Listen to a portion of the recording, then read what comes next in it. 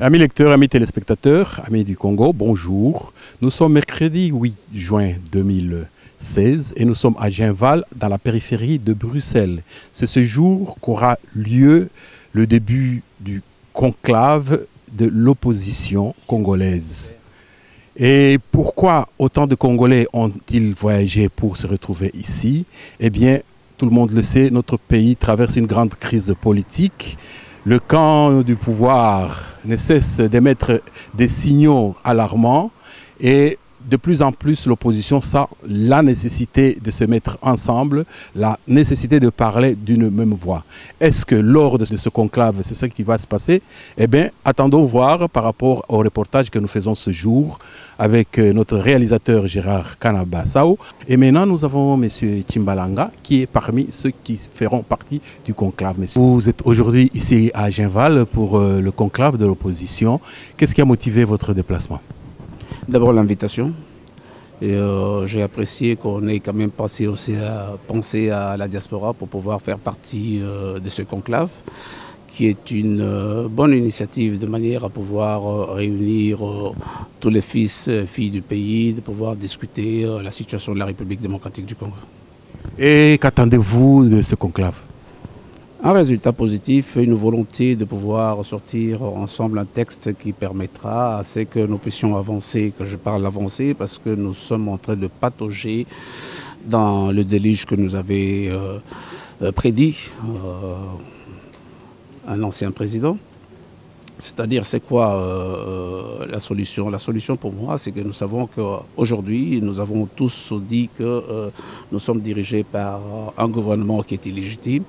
Et il faudrait que nous puissions amorcer déjà ce qu'on appelle la volonté de pouvoir mettre en place un état de droit. Et pour mettre un état de droit, nous ne pouvons pas aller d'irrégularité en irrégularité en acceptant que les élections soient organisées par un gouvernement illégitime. Est-ce qu'on peut connaître les motivations qui vous ont poussé à être là aujourd'hui? Le peuple. Et je suis un élu du peuple. Et le pays est en train d'aller tout droit au mur. Eh bien, je ne pouvais pas être absent.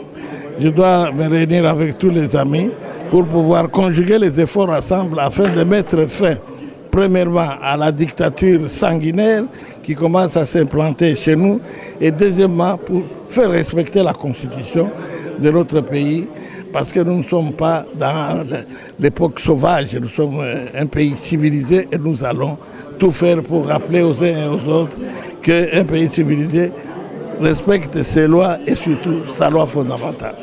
Vous avez cheminé longtemps avec M. Joseph Kabila, vous l'avez soutenu en 2006, vous l'avez soutenu en 2011. Qu'est-ce qui a causé ce revirement pour que finalement vous disiez ce n'est plus lui, c'est une autre personne ou une autre structure? Non, nous n'avons pas été par un coup de tête terminé ou se mettre fin. Nous n'avons pas mis fin aux relations auxquelles vous faites allusion d'une manière capricieuse. Nous avons, moi et les autres amis du groupe de 7, le G7, nous avons écrit à 3 reprises à M. Kabila pour attirer son attention que c'est installé une espèce de dérive dictatoriale et que nous ne pouvions pas continuer comme ça à subir. Nous lui avons demandé de changer sa façon de diriger. Il s'est entêté, mais nous l'avons quitté. Le secrétaire général du parti de M. Kabila, M. Mova Sakani, a tenu les propos suivants, comme quoi il y a eu au Burundi, au Rwanda, au Congo-Brazza, pourquoi pas nous? Quel commentaire vous avez à ce propos? Alors, il y a eu aussi le Sénégal, il y a eu aussi le Burkina Faso. Alors, qu'est-ce qu'il en dit, lui? Vous savez, nous avons maintenant 2 perroquets dans les pays. C'est Mova et l'autre, l'habituel perroquet qu'on connaît. Il ne sait même pas de quoi il parle, lui, parce que s'il parle de ces pays, primo, nous ne sommes ni Rwandais ni Burundais, et deuxièmement, s'il y a eu ce à quoi il a fait allusion, il y a eu aussi d'autres événements que nous connaissons, et même la Tunisie, nous connaissons. On voulait juste aussi savoir pour le peuple congolais, pourquoi le choix sur le candidat Moïse Katumbi Chapwe? Mais vous savez, j'ai beaucoup milité avec Katumbi depuis les années auxquelles vous venez de faire allusion. Nous avons tout fait pour faire passer M. Kabila, mais nous savons comment, avec quelle monnaie on nous a payé. Et alors, Moïse, c'est un homme de parole. Moïse, c'est un homme qui aime la population. Et il a tenu à le prouver. Et un homme comme ça, pour moi, il me séduit vite. 9 décembre, si le chef de l'État, Joseph Kabila, est toujours au pouvoir, un message à tout ce peuple congolais qui vous suit. Si M. Kabila, vous dites, s'il reste au pouvoir au 19 décembre, le peuple doit se prendre en charge et faire tout pour récupérer ses droits. Voilà. Un dernier mot? Un dernier mot, ensemble, je lance un appel à tous les leaders de l'opposition. C'est le moment. Etienne Tshisekedi nous a appelés. Il a lancé cet appel patriotique. Ne décevons pas notre peuple qui attend beaucoup de cette conférence de Bruxelles.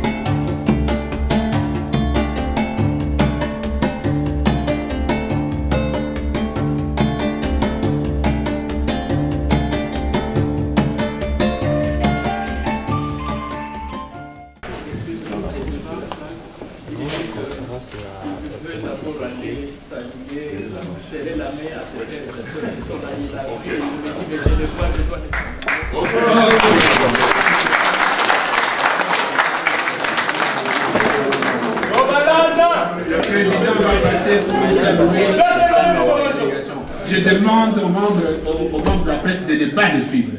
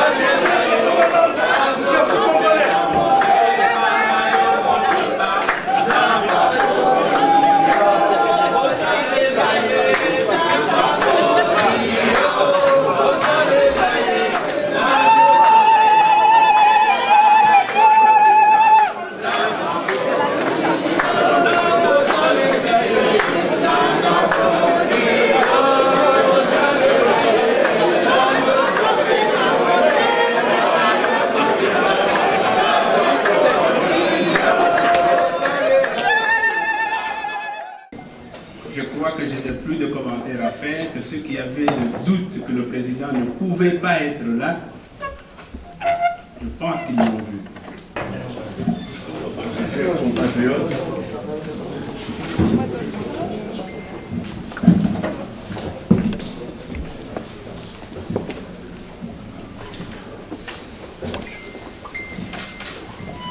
délégués des forces politiques et sociales acquises au changement,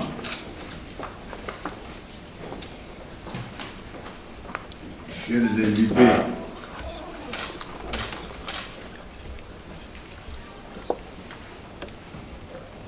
d'abord, je commence par vous saluer chaleureusement ce que je viens de faire et vous remercier sincèrement parce que vous avez répondu nombreux à notre invitation.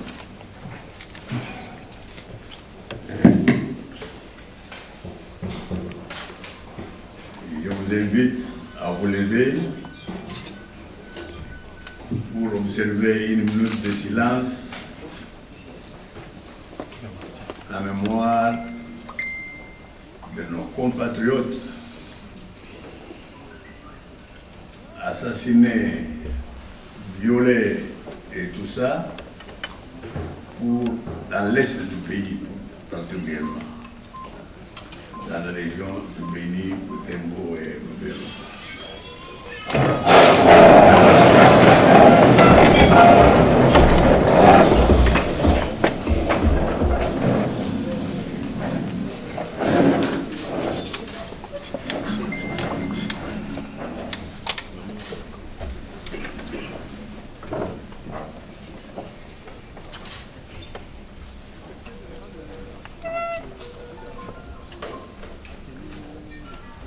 Merci.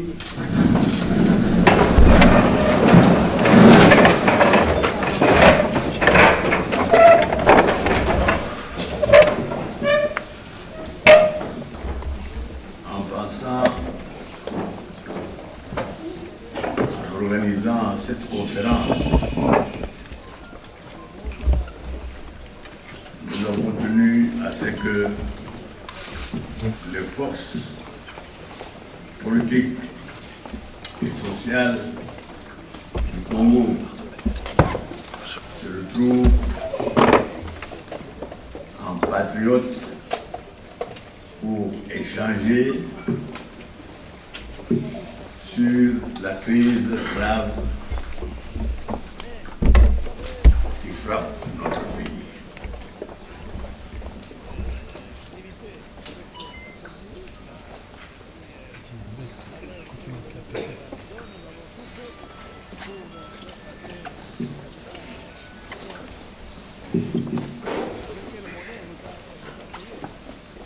Nous avons voulu particulièrement sceller l'unité des forces acquises au changement parce que en cas d'une lutte aussi acharnée que cela, nous devons nous unir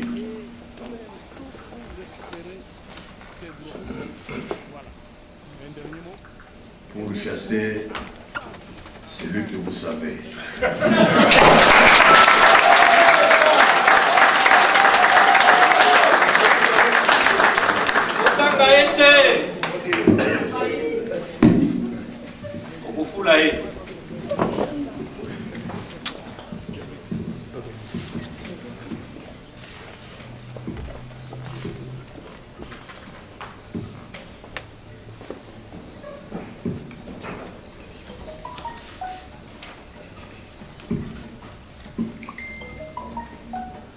Vous savez, j'avais déjà, en date du 13 décembre 2013, dans un message adressé à notre peuple, j'ai demandé que toutes les forces politiques acquises au changement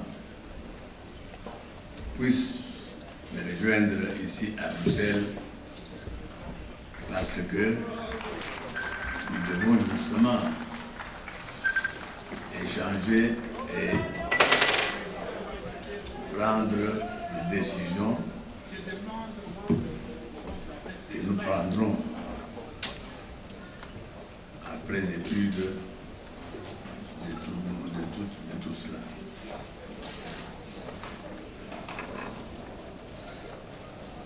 Le message que je vous adresse, son texte, on va le distribuer pour le moment, mais je tenais absolument à vous dire mes sentiments.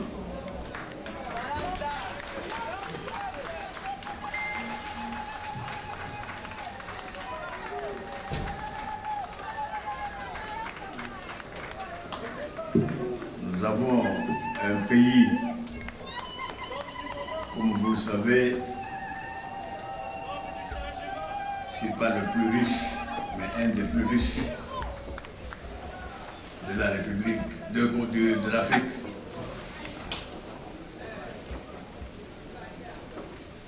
Et vous connaissez vous-même, partout où vous êtes, ce qu'est la population que nous savons que nous avons le devoir de diriger.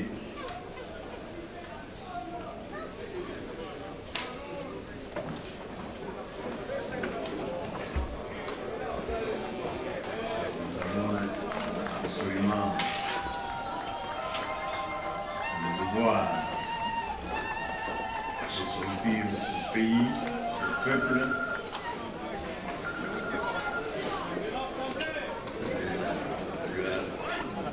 la situation malheureuse où il se trouve.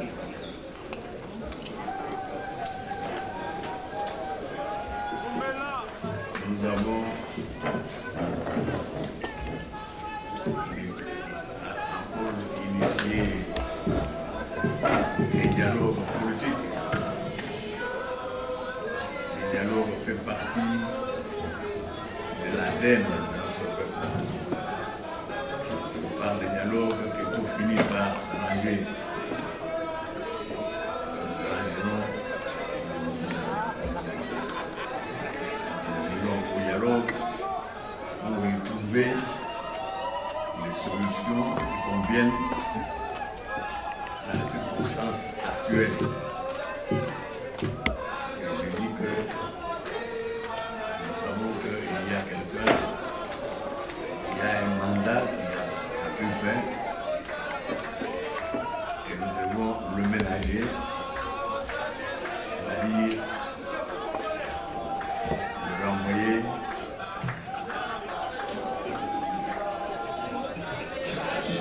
très doucement, très doucement.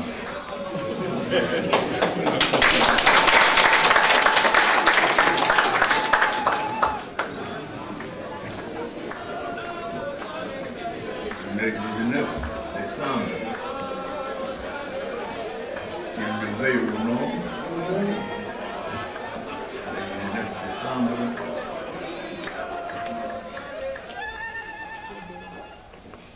M. Kabila devra remettre.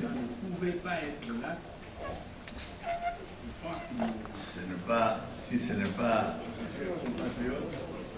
à qui il sera élu, mais il devra mettre absolument à quelqu'un pour sortir définitivement du pays. Ingeta.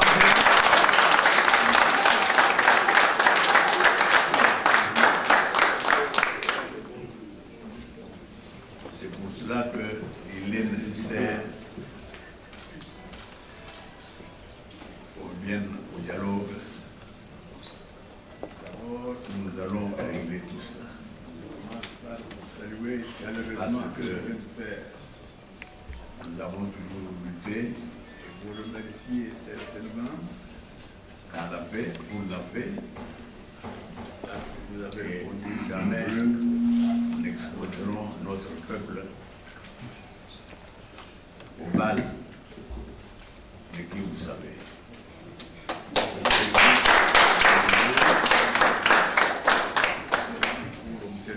minute de silence. Nous avons tenu la mémoire à ce que le dialogue auquel nous avons pensé soit violé sous la médiation ou dans l'est de la communauté internationale dans la région Sirius là.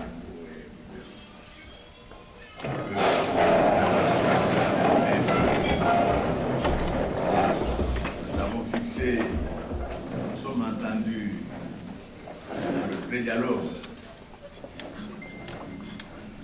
que nous allons libérer tous les prisonniers politiques.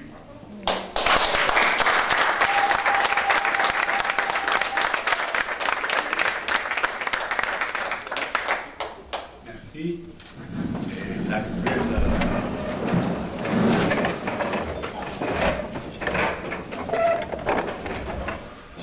contrôleur, qui est M. Edem Boudou, devra être, organisant cette conférence, assisté par les cadres. Nous avons tenu à ce que délégués des Nations Unies, de l'Union européenne, du Congo, des États-Unis et se retrouve de l'Organisation patriote de francophonie pour échanger, pour que nous puissions être sûrs de la crise grave que les dialogues qui frappent quand nous allons prendre des décisions, ils seront réellement applicables à tous.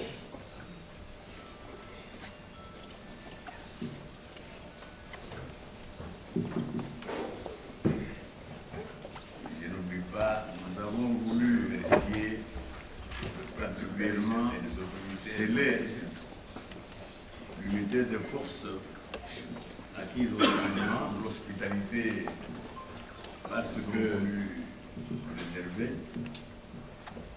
dans le cadre d'une lutte aussi acharnée que cela, nous devons nous unir vers les travaux de la conférence des forces politiques et sociales, celui que vous savez.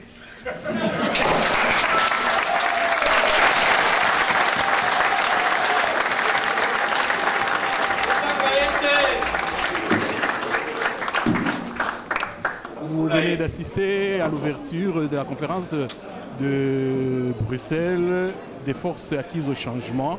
Quelles sont vos premières impressions après le discours du président Tshisekedi, président de l'UDPS? Je pense qu'il a donné ses orientations, il l'a dit avec ses mots. Nous partageons la même vision sur le fait qu'il est possible, dans le cadre de la résolution 2277, de concilier l'organisation de scrutin présidentiel dans le délai et le principe du dialogue. Et sur ce point, nous avons fait nos propositions. Nous avons toujours dit qu'au terme de l'article 73 de la Constitution, la CENI devait convoquer l'élection présidentielle au 20 septembre. Mais que dans les cas des modalités pratiques pour nous conduire à cette élection, il n'est pas exclu que l'on puisse discuter des questions réellement techniques et pratiques qui s'y posent. Ce que nous avions déjà eu à proposer à l'époque avec la tripartite autour de la CENI, que la majorité a galvaudé, mais que nous pensons qu'il faut lui retrouver un nouveau souffle, un nouveau sens. Mais au-delà de ça, il y a un certain nombre de préalables. L'espace politique est fermé, il faut le réouvrir. Le harcèlement judiciaire à l'endroit des acteurs politiques de l'opposition est en soi inacceptable. Et je pense que par l'échange des uns et des autres, nous allons parvenir à une communauté de vues, mais surtout une communauté d'action. Parce que sur les principes directeurs, il n'y a pas de différence, c'est une question de nuance. C'est même un devoir à notre endroit, c'est un droit pour notre peuple que de voir recevoir de notre part l'espérance que nous sommes en devoir de lui donner. C'est-à-dire que la classe politique, l'élite congolaise, est obligée de formuler des solutions qui correspondent aux problèmes et aux défis de notre temps. Le défi aujourd'hui de notre temps, c'est celui de l'alternance, c'est celui de l'enracinement de la démocratie. Et il faudrait que le concours de tous soit sollicité. Et ce qui le fait ici, dans l'unité, va dans ce sens-là de l'histoire, que devoir bâtir une nation forte et qui reste démocratique, ferme sur le principe, mais avec un sens de compromis. Après le mot d'ouverture du président Tshisekedi, quelles sont vos réactions à chaud? À chaud, tout ce que je puis dire, ce qui est d'ailleurs naturel. Le président Tshisekedi a parlé comme président de l'IDPS. À ce titre-là, nous l'avons entendu, mais en ce qui concerne la dynamique, nous estimons que seules les résolutions que nous aurons ensemble mis en place après les travaux qui engageront la dynamique. Et qu'est-ce que vous avez épinglé de consensuel par rapport à votre vision des choses dans son discours? La volonté de s'unir, le fait de libérer notre peuple, le fait de juger et de respecter la Constitution, oui. Mais le dialogue, nous ne sommes pas partants. Et qu'est-ce que vous pouvez dire au peuple congolais en ce moment par rapport à ses espérances à l'issue de vos travaux? Peuple congolais, il faut avoir confiance en nous. Nous sommes des responsables. Et nous pensons à toutes vos attentes. Nous ferons en sorte que ce pays arrive absolument à l'alternance en décembre 2016, sans faute. Quelles sont vos réactions à chaud? À chaud, au nom de la dynamique de l'opposition, je représente comme modérateur, je conduis l'équipe de la dynamique. Nous avons accueilli favorablement le discours de M. Etienne Tshisekedi, sauf un seul point. Parlant du dialogue, ça, nous avons entendu le point de vue de l'UDPS, qui n'est pas le point de vue de tous les conférenciers. Nous allons travailler en commission et nous aurons au niveau de la plénière donné le point de vue de la plénière à propos du dialogue. Mais pour la dynamique, il n'est donc pas question d'aller dans un dialogue. Pour la dynamique de l'opposition, la résolution de sa mise en œuvre, vous comprenez, avec un panel de facilitateurs, c'est tout. En d'autres mots, est-ce que vous pouvez me donner le point commun et consensuel entre vous et la communication d'aujourd'hui? Il y a beaucoup de points communs. D'abord, le fait d'unir toute l'opposition pour avoir une vie commune, pour lutter ensemble, c'est une très très bonne initiative. Nous la comprenons. Deuxièmement, nous aurons à travailler sur les problèmes de dialogue. Nous trouverons une solution tous. Donc il n'y a pas ici de points de vue divergents. Je crois que nous sommes grands assez et nous allons nous entendre sur le sujet. La question que je pose à tous ceux qui interviennent, qu'est-ce que vous pouvez promettre au peuple congolais, vous les politiciens, à l'issue de ces travaux? Ingeta.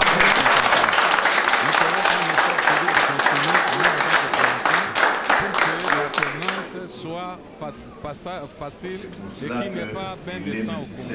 C'est tout. Bon, tout d'abord, il faudrait commencer par signaler quel geste d'élégance et du respect que le président Etienne Tshisekedi a eu vis-à-vis de ses pairs. Président de parti, responsable de plateforme, se mettre debout pour saluer les 80 personnes qui étaient là. Qui l'aurait cru? Mais Etienne Tshisekedi Amulumba vient de nous démontrer encore que l'unité et la simplicité est autre chose. Deuxièmement, quand le président Etienne Tshisekedi commence par une minute de silence à ce peuple de Béni,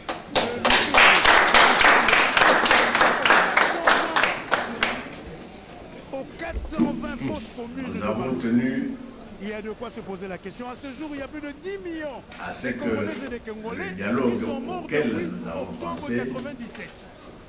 Donc à partir de cette minute de silence, le président Tshisekedi a rendu hommage à tous ces morts-là.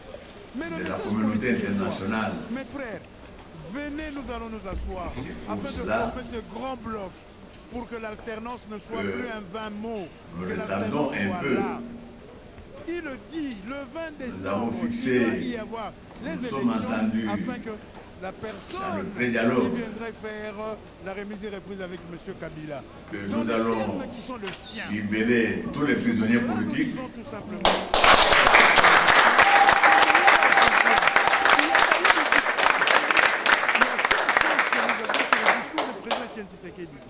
Il a laissé toutes les organisations politiques et de la société civile qui sont ici de vouloir nous-mêmes préparer ce texte final contre qui engagera tout le monde. Et puis il n'a pas M. Edem Okoyo aux autres devra être qui ne sont pas venus, assisté de Jean-Pierre Bemba, Eve Bazaï par les 4 Fidel Babala, de venir délégués de Vital Kamere, des Nations Unies, de l'Union européenne, que nous devons nous unir au lieu d'aller des dans la États-Unis et tout simplement cette de l'Organisation de francophonie. Je l'ai fait aussi chez vous.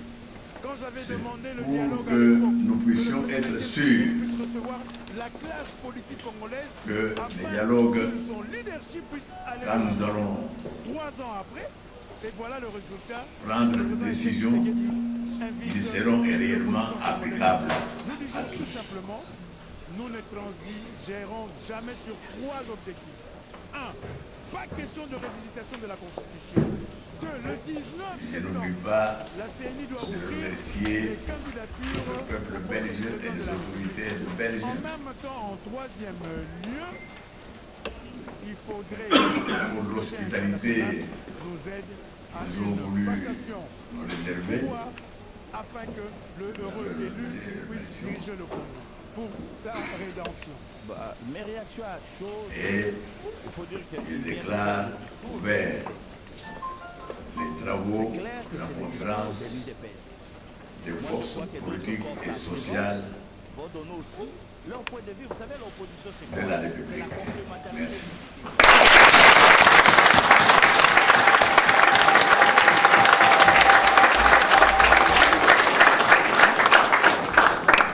Vous venez d'assister à l'ouverture de la conférence de Bruxelles des forces acquises au changement. Quelles sont vos premières impressions après le discours du président Tshisekedi, président de l'UDPS? Je pense qu'il a donné ses orientations, il l'a dit avec ses mots. Nous partageons la même vision sur le fait qu'il est possible, dans le cadre de la résolution 2277, de concilier l'organisation de scrutin présidentiel dans le délai et le principe du dialogue. Et sur ce point, nous avons fait nos propositions. Nous avons toujours dit qu'au terme de l'article 73 de la Constitution, la CENI devait convoquer l'élection présidentielle au 20 septembre. Mais que dans les cas des modalités pratiques pour nous conduire à cette élection, il n'est pas exclu que l'on puisse discuter des questions réellement techniques et pratiques qui s'y posent.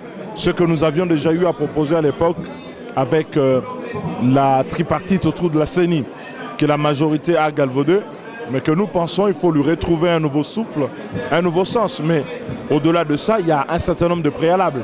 L'espace politique est fermé, il faut le réouvrir. Le harcèlement judiciaire à l'endroit des acteurs politiques de l'opposition est en soi inacceptable. Et je pense que par l'échange des uns et des autres, nous allons parvenir à une communauté de vues, mais surtout une communauté d'action.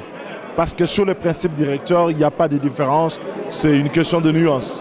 C'est même un devoir à notre endroit, c'est un droit pour notre peuple que de voir recevoir de notre part l'espérance que nous sommes en devoir de lui donner. C'est-à-dire que la classe politique, l'élite congolaise, est obligée de formuler les solutions qui correspondent aux problèmes et aux défis de notre temps. Le défi aujourd'hui de notre temps, c'est celui de l'alternance, c'est celui de l'enracinement de la démocratie. Et il faudrait que le concours de tous soit sollicité, et ce qui est fait ici dans l'unité va dans ce sens-là de l'histoire, que devoir bâtir une nation forte et qui reste démocratique, ferme sur le principe, mais avec un sens de compromis. Après le mot d'ouverture du président Tshisekedi, quelles sont vos réactions à chaud? À chaud, tout ce que je puis dire, ce qui est d'ailleurs naturel. Le président Tshisekedi a parlé comme président de l'UDPS.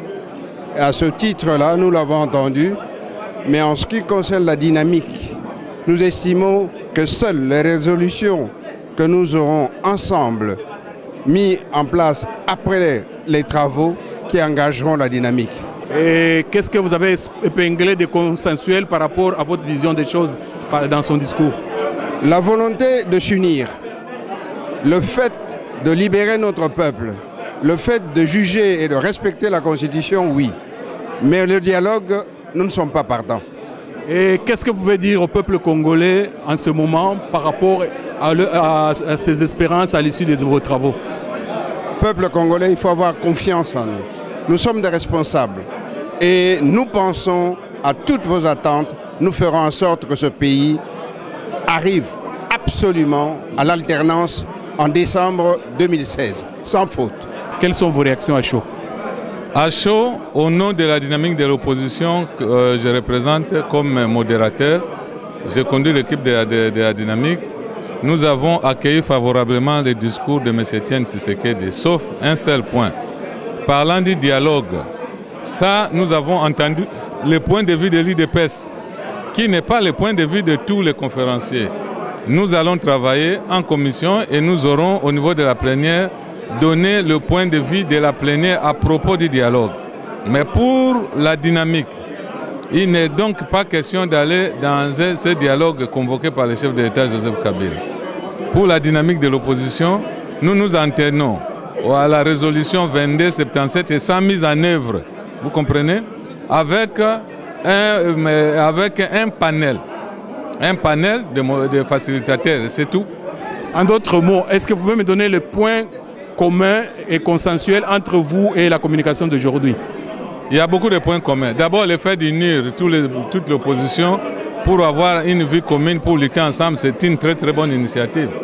Nous la comprenons. Deuxièmement, nous aurons à travailler sur les problèmes de dialogue. Nous trouverons une solution tous. Donc, il n'y a pas ici de points de vue divergents. Je crois que nous sommes grands assez et nous allons nous entendre sur tout ça. La question que je pose à tous ceux que j'interviewe, qu'est-ce que vous pouvez promettre au peuple congolais, vous les politiciens, à l'issue de ces travaux? Nous ferons un effort qu'on s'entende. Nous ferons un effort terrible qu'on s'unisse, nous en tant qu'opposition, pour que l'alternance soit facile et qu'il n'y ait pas bain de sang au Congo. C'est tout. Bon, tout d'abord, il faudrait commencer par signaler quel geste d'élégance et du respect que le président Etienne Tshisekedi a eu vis-à-vis de ses pairs, présidents de parti, responsables de plateforme, se mettre debout pour saluer les 80 personnes qui étaient là. Qui l'aurait cru? Mais Etienne Tshisekedi Wamulumba vient de nous démontrer encore que l'humilité et la simplicité est autre chose. Deuxièmement, quand le président Etienne Tshisekedi commence par 1 minute de silence à ce peuple de Beni, de Lubero, de Butembo, ainsi qu'aux 420 fausses communes de Maluku, il y a de quoi se poser la question. À ce jour, il y a plus de 10 millions de Congolaises et de Congolais qui sont morts depuis octobre 1997. Donc à partir de cette minute de silence, le président Etienne Tshisekedi a rendu hommage à tous ces morts-là. Mais le message politique est quoi? Mes frères, venez, nous allons nous asseoir afin de former ce grand bloc pour que l'alternance ne soit plus un vain mot, que l'alternance soit là. Il le dit, le 20 décembre, il doit y avoir les élections afin que la personne qui viendrait faire la remise et reprise avec M. Kabila, dans les termes qui sont les siens. C'est pour cela que nous disons tout simplement, cette organisation est meilleure. Pourquoi? Il n'y a pas eu de dictat. La seule chose que nous avons, c'est le discours du président Etienne Tshisekedi. Il a laissé à toutes les organisations politiques et de la société civile qui sont ici de vouloir nous-mêmes préparer ce texte final qui engagera tout le monde. Et puis il n'a pas fermé sa porte en disant aux autres leaders de l'opposition qui ne sont pas venus, je pense au MLC de Jean-Pierre Bemba, Eve Bazaïba, Jacques Lungwana, Fidel Babala, de venir à l'UNC de Vital Kamerhe. Il doit être là parce que ce sont des forces que nous devons nous unir au lieu d'aller dans la désunion. Tout simplement, cette attente, souvenez-vous, Cheikh Fita, je l'ai demandé, je l'ai fait aussi chez vous. Quand j'avais demandé le dialogue à l'époque, que le président Etienne Tshisekedi puisse recevoir la classe politique congolaise afin que son leadership puisse aller de l'avant. 3 ans après, et voilà le résultat, le président Etienne Tshisekedi invite l'opposition congolaise à cela. Nous disons tout simplement, nous ne transigérons jamais sur 3 objectifs. 1. Pas question de révisitation de la Constitution. Le 19 septembre, la CENI doit ouvrir les candidatures au poste du président de la République. En même temps, en troisième lieu, il faudrait que la communauté internationale nous aide à une passation de pouvoir afin que le heureux élu puisse diriger le Congo pour sa rédemption. Mes réactions à chaud, c'est... Il faut dire qu'il vient de faire le discours de l'UDPS. C'est clair que c'est le discours de l'UDPS. Moi, je crois que d'autres forces à présence vont donner aussi leur point de vue. Vous savez, l'opposition, c'est quoi? C'est la complémentarité des idées. Bon, j'ai attendu dans les discours le mot dialogue. Et je crois que le dialogue, c'est le vertu pour la plupart des personnalités. Mais le problème, c'est de savoir, nous allons à dialogue sur quel format. C'est le format Kabila ou c'est le format auquel tout le monde sait sur la résolution, je crois, c'est 2277. Et c'est dans quel format nous allons y aller. Alors, moi je crois que c'est question de voir ce qui est fondamental. Ici, nous sommes venus pour défendre le respect de la Constitution, le respect des délais constitutionnels électoraux, notamment les élections du président de la République.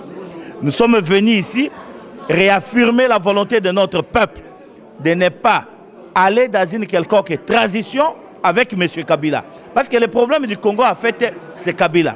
Kabila, aujourd'hui, est devenu comme étant un produit politique périmé, il n'est plus consommable. Après le 19 décembre, je crois que ça, Étienne Tshisekedi vient de le répéter, après le 19 décembre, Kabila ne sera plus chef de l'État de la République démocratique du Congo. Et je crois que c'est là que l'ensemble de notre peuple sera mobilisé, conformément aux articles que la Constitution donne le pouvoir au peuple de combattre tout individu, groupe d'individus qui veulent se maintenir ou exercer le pouvoir en violation de la Constitution.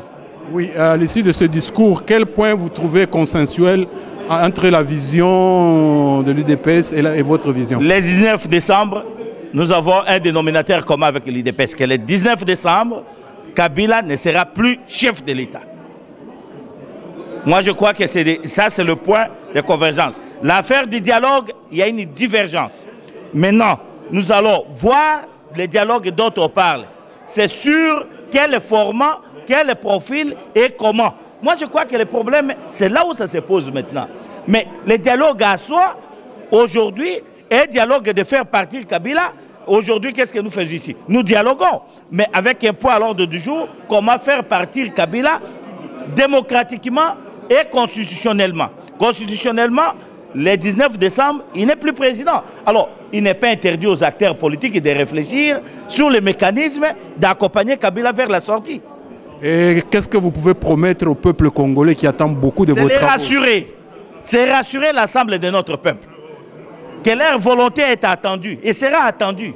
Aucun homme politique ici a la capacité de détourner l'aspiration de ce peuple-là. Vous savez, Étienne Tshisekedi, c'est une école. L'école dont nous sortons, c'est dans son école. L'homme nous a toujours appris que tout pour le peuple, rien que pour le peuple. Ça veut dire, cet élément fondamental, même si lui-même marche à la contre de ça, on va le combattre. S'il est dans ça, nous allons le soutenir. Voilà ce que je peux vous dire. Mes réactions à chaud, c'est que vous avez vu qu'il y a énormément d'énergie à Bruxelles et particulièrement à Genval. Ça veut dire que cette invitation, le président Étienne Tshisekedi a constaté que les forces politiques et sociales acquises au changement y ont répondu massivement. Et donc notre souhait est que toute cette énergie soit maintenant diffusée sur l'ensemble de la République démocratique du Congo parce qu'il y va de l'avenir de notre pays. Le discours du président Étienne Tshisekedi a été un discours musclé, clair, précis, qui reprend la position de son parti, l'UDPS. Et nous aurons l'occasion de voir maintenant les points de convergence au sein de l'opposition. Nous devons travailler pour un rassemblement, travailler sur la convergence, mais surtout travailler sur les points qui nécessitent des éclaircissements pour que le peuple congolais soit mobilisé, mais que l'opposition et les forces politiques et sociales acquises au changement parlent d'une seule voix pour une large mobilisation en vue d'un processus électoral apaisé qui conduise au départ de Joseph Kabila le 19 décembre prochain. Je suis content parce que je vis mon président bien requinqué en très bonne forme. Et il a démontré dans la salle. Il a fait le tour de la salle 2 fois pour saluer les délégués qui sont venus. Mais aussi le discours qui est fait. Un discours responsable, digne d'un grand homme politique avec l'expérience qu'il a sur le pays et sur le monde.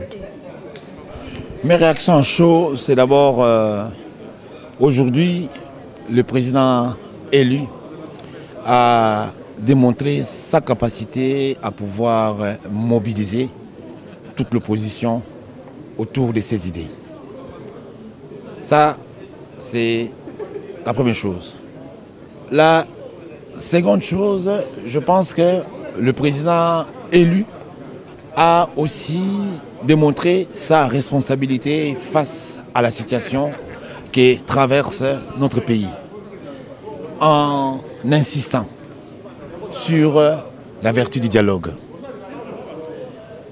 Et la troisième chose que je peux dire, que le président élu reste résolument convaincu de la responsabilité de la communauté internationale pour sortir notre pays dans la crise profonde qu'elle traverse.